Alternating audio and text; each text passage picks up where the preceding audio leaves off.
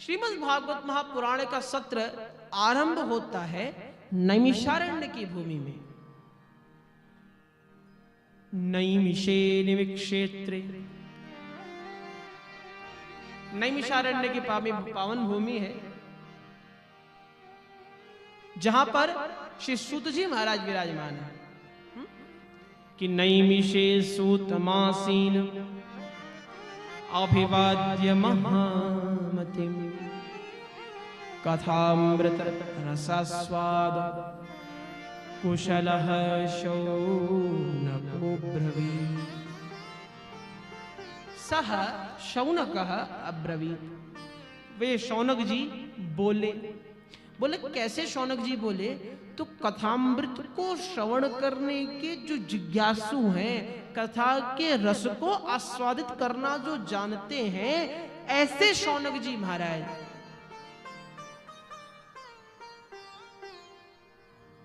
प्रश्न करते हैं नैमिषारण्य की भूमि में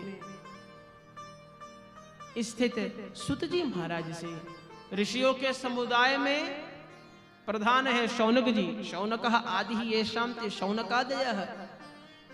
शौनक जी हैं प्रधान ऋषि, प्रधान श्रोता। जिन ऋषियों के समुदाय में वे शौनक आदि ऋषियों का समुदाय, उन समुदाय को कथा श्रवण करा रहे श्री सूत जी महाराज।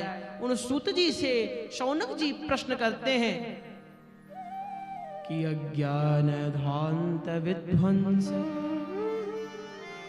कोटि सूर्य समप्रभ सूताख्या हि कथा सारम मम कर्ण रसायनम। हे सूत जी महाराज, आप हमें आख्या ही कहिए नहीं, बोलिए नहीं, आख्या ही विस्तार पूर्वक आख्यान के माध्यम से विस्तार पूर्वक सुनाइए। क्या सुनाइए? मेरे कानों को रसायन की भांति जो प्रतीत होती हो, जो प्रतीत है, ऐसी श्रीमद् भागवत महापुराण, ऐसी कथा को हमें सुनाइए। बोले रसायन माने औषधि, दवाई। दवाई तो भैया लोग कहने पर नहीं पीते, जबरदस्ती पिलानी पड़ती है। तो इच्छा से पी रहे हैं, ज्यादा बीमार है क्या? बोले रसायन क्यों कह रहे हैं?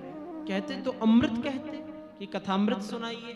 रसायन क्यों कह रहे हैं? बोले रसायन इसलिए कह रहे हैं क्योंकि यह श्रीमद् भागवत महापुराण जब हमारे कानों के माध्यम से हमारे अंतःकरण में, हमारे मन में जाए, तो हमारे मन में काम, क्रोध, लोभ, मोह, मद, मात्सर्य आदि जितने भी रोग हैं, अपनी प्रशंसा को सुनकर, दूसरों की निंदा को श्रवण कर कर जो हमारे अंतःकरण में मल इकट्ठा हो गया है, उस समस्त दोषों को, समस्त रोगों का नाश यह रसायन करे। इसलिए कानों को रसायन की भांति प्रतीत होने वाली कथा सुनाइए। कैसी है श्रीमद् भागवत महापुराण? बताते हैं कि काल ब्याल मुखग्रास त्रास निर्नाश हेतवे श्रीमद् भागवत शास्त्रम कलौ कीरेण भाषितम्। श्रीमद् भागवत शास्त्रम कलौ कीरेण भाषितम्। संसार में हम आप सभी को सबसे बड़ा एक भय है। बोले कौन सा भय? मृत्यु का भय। सदैव डरते रहते हैं। बोले भय का जनन ही मृत्यु से होता है। डरते क्यों हैं? कि चोट ना लग जाए। और बोले चोट लग गई तो क्या? अरे चोट लग गई तो उस चोट से हम मर न जाए।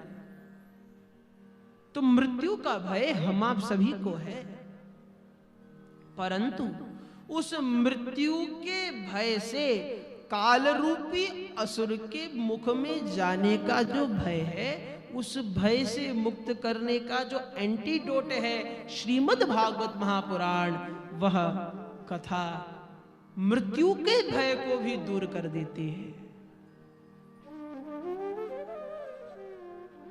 और इस कथा की क्या विशेषताएं हैं तो बताते हैं।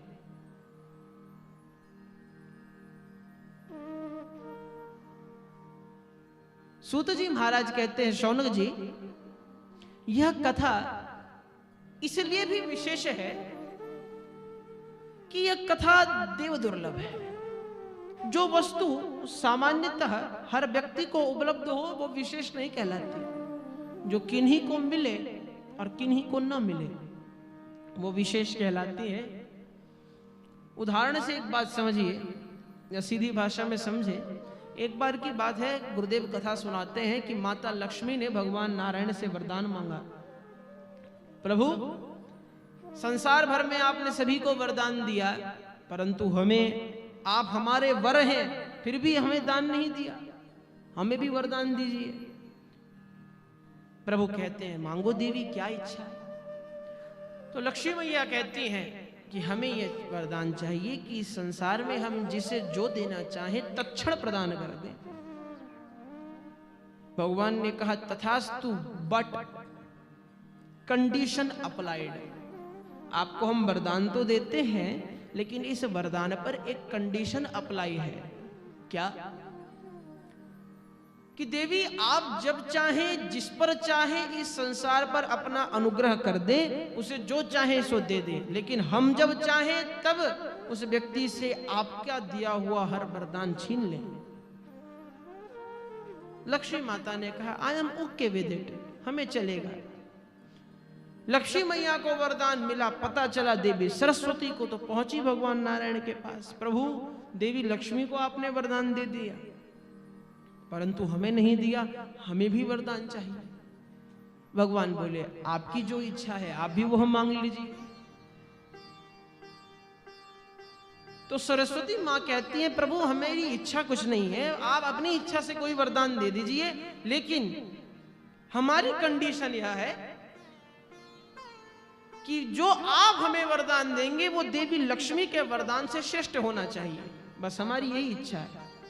तो भगवान आशीर्वाद देते हैं, देवी सरस्वती हम आपको वरदान देते हैं कि आप भी इस संसार में जिस व्यक्ति को जो चाहे प्रदान कर सकती हैं। विशेषता आपके वरदान में यह है कि आपने एक बार जिसे जो दे दिया उसे हम भी नहीं छीन सकते। विद्वान की विद्या, कलाकार की कला कोई नहीं छीन सकता। देवी सरस्वती जिस पर अनुग्रह करती हैं, जिन पर कृपा करती हैं,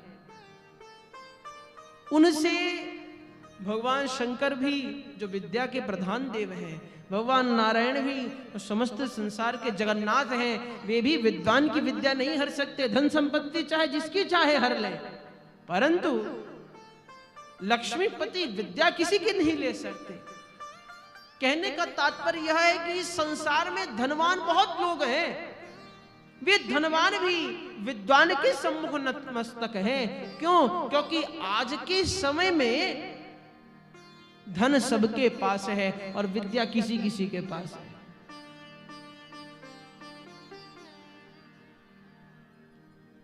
उपनिषद में आता है, धन वृद्धाः वयो वृद्धाः विद्या वृद्धास्तथा च मे ते सर्वे ज्ञान वृद्धस्य किंकराः शिष्य किंकराः।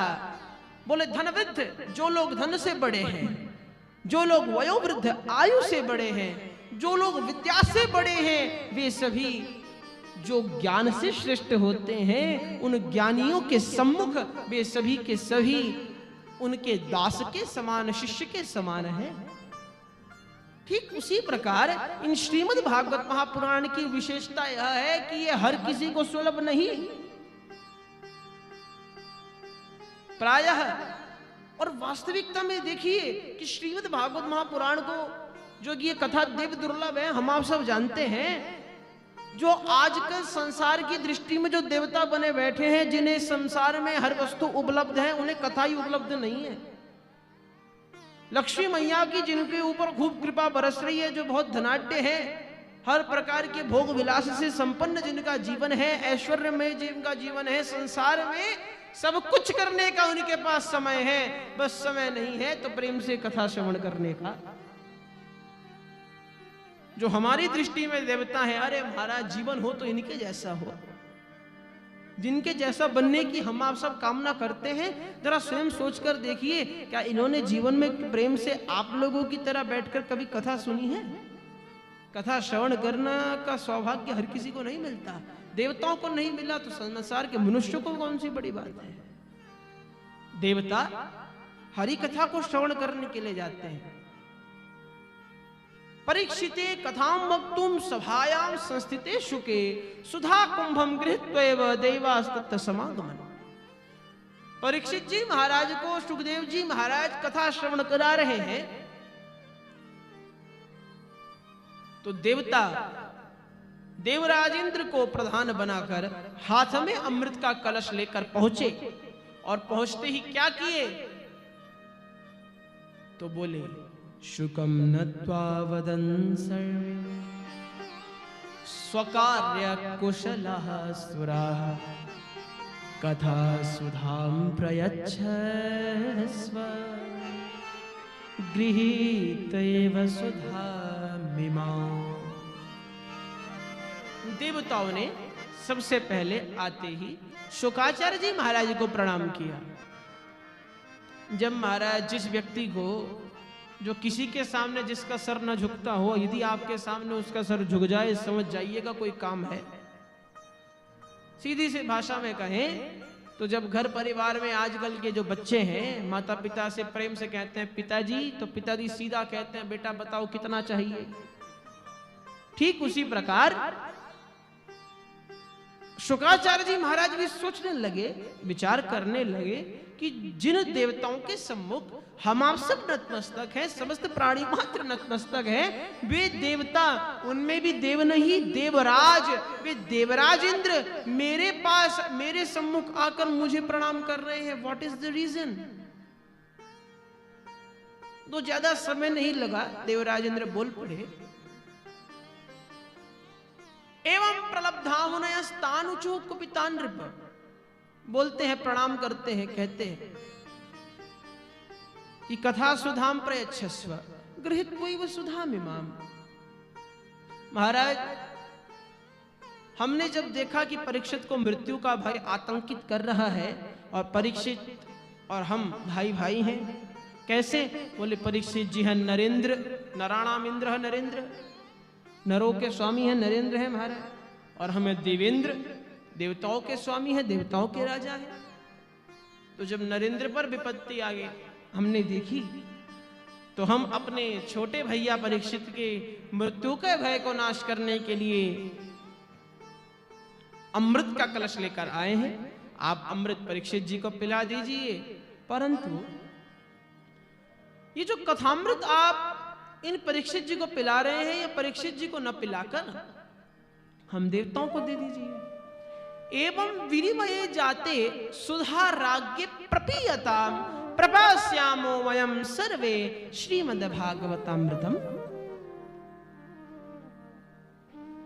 यह कथामृत आप हमें दे दीजिए, इसके स्थान पर हम आपको अमृत देते हैं। विद्वानों का धर्म है, कोई भी कार्य बिना सोचे समझे नहीं करते।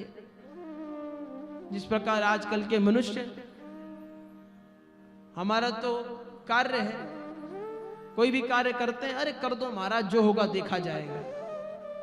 नहीं, विद्वान ऐसे नहीं, हर कार्य को वाणी से निकले गए प्रत्येक शब्द पर विचार कर कर एक एक शब्द का उच्चारण करते हैं कि हमारे द्वारा उत्पन्न कोई क्रिया या कोई शब्द सम्मुख बैठे व्यक्ति के लिए कष्टकारक ना हो।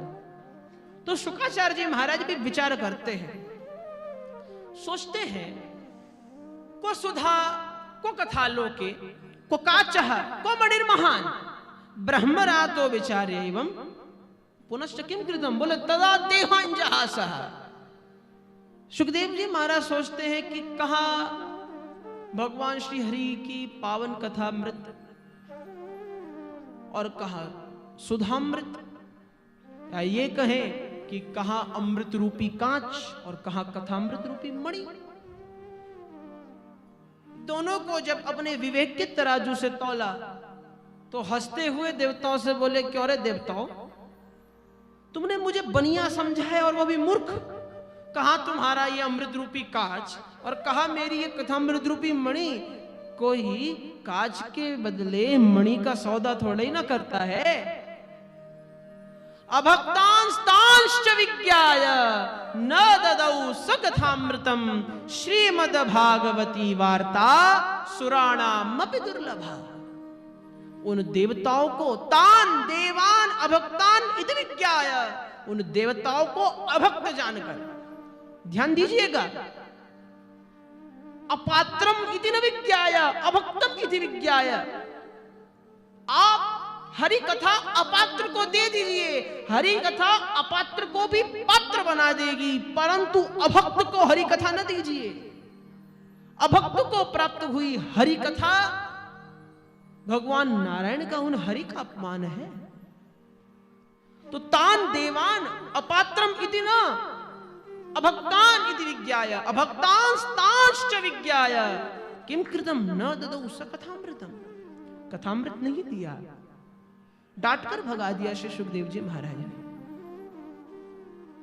देखिए, देवताओं की सबसे बड़ी विडंबना तो यह है कि देवताओं ने क्या करने का प्रयास किया। बोले देवताओं ने बांटने वाले से खरीदने का प्रयास किया।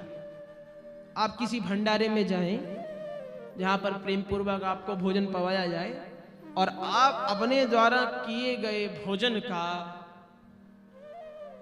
शुल्क उन्हें जबरदस्ती पकड़ाने लगे या बोले भोजन तभी करेंगे जब शुल्क लोगे, तो भोजन भी नहीं मिलेगा, डांट और खानी पड़ेगी। ठीक उसी प्रकार शुक्राचार्य जी सुखदेव जी महाराज का नाम है ब्रह्मरात। नाम का अर्थ है ब्रह्मणा परमात्मना श्री कृष्णेन भगवता श्रीमन नारायणेन विष्णुना वा सृष्टेः कल्याणाय उपहार स्वरूपेण रातः दत्तः इति ब्रह्मरात। जो सुखदेव जी महाराज इस संसार में आए ही हैं भगवान की हरि चर्चामृत को, कथामृत को संसार में बांटने के लिए, हरि चर्चा का गुणगान करने के लिए। तो जो बैठे ही हैं कथा सुनाने, उन कथा सुनाने वाले से हम यदि कथा को खरीदने का प्रयास करेंगे तो ये तो हमारी मूर्खता है। बांटने वाले से वस्तु प्रेम से ली जाती है, खरीदी नहीं जाती।